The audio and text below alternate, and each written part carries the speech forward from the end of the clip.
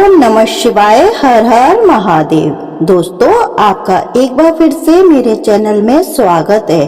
आप हर दिन हमारे चैनल पर रोज सुबह माघ मास महात्म कथा को सुनेंगे।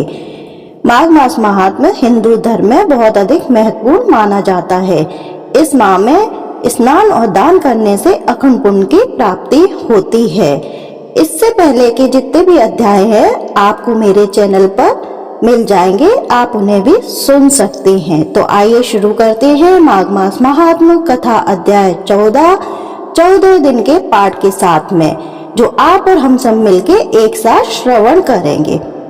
ओम नमो भगवते वासुदेवाय। विकुंडल बोला, हे सौम्य, आपने जो धर्म ज्ञान दिया है उसे सुनकर मैं बड़ा प्रसन्न हूँ। जिस प्रकार साधु के वचन पाप को नष्ट करने वाले होते हैं, उसी प्रकार आपके इस उपदेश से मेरे मन का अज्ञान नष्ट हो गया है।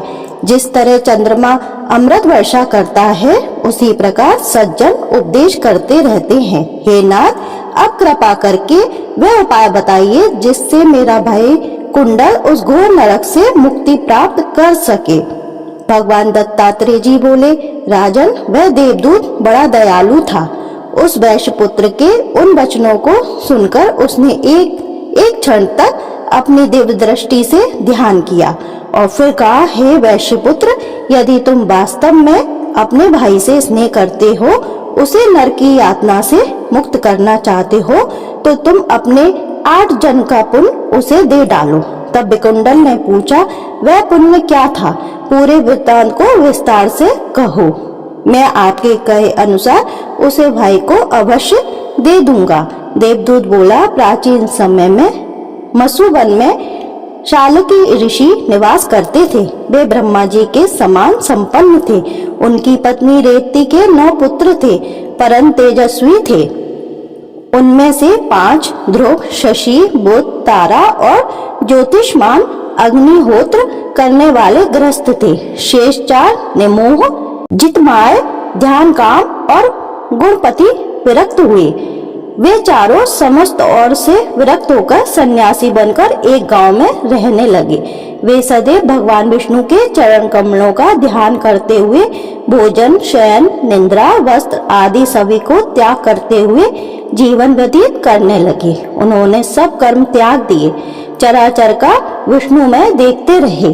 उस समय तुम मत्स्य देश के रहने वाले गृहस्थ ब्राह्मण थे। विचरण करते हुए वे योगी दोपहर को तुम्हारे घर आ पहुंचे। उनके स्वरूप को जान तुमने उन्हें दंडवत प्रणाम किया और चरण स्पर्श करते हुए मधुर वचनों में कहा, भगवान विष्णु की कृपा से मेरा जीवन सफल हो गया, जो आपके दर्शन प्राप्त हुए। तुमने स्नेह के वशीभूत होकर उनके चरण धोए और चरणामृत पान किया।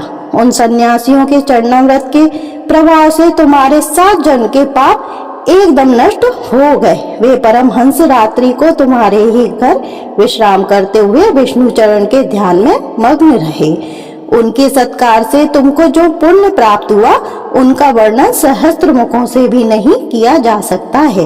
भूतों से प्राणी, प्राणियों से बुद्धिमान, उनसे मनुष्य और मनुष्यों में ब्राह्मण श्रेष्ठ है। ब्राह्मणों में बुद्धिमान, विद्वानों में कृत बुद्धि, उसके क्रियात्मक और उनके ब्रह्मावेका तीनों लोकों में श्रेष्ठ हैं। वह सदैव पूजा जाता है। उसके दर्शन मात्र से प्राणी के समस्त पाप नष्ट होते हैं। यही तुम्हारे 8वें जन्म का पुण्य है।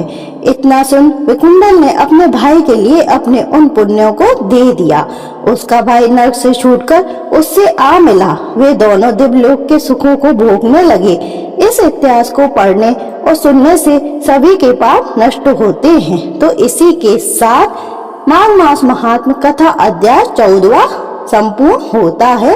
अब मैं आपसे कल मिलूंगी माघ मास महात्म कथा अध्याय 15वें के साथ 15 दिन की कथा को लेकर। आपको मेरा ये वीडियो अच्छा लगा तो आप मेरे चैनल को लाइक करें, शेयर करें और जरूर सब्सक्राइब करें। धन्यवाद दोस्तों।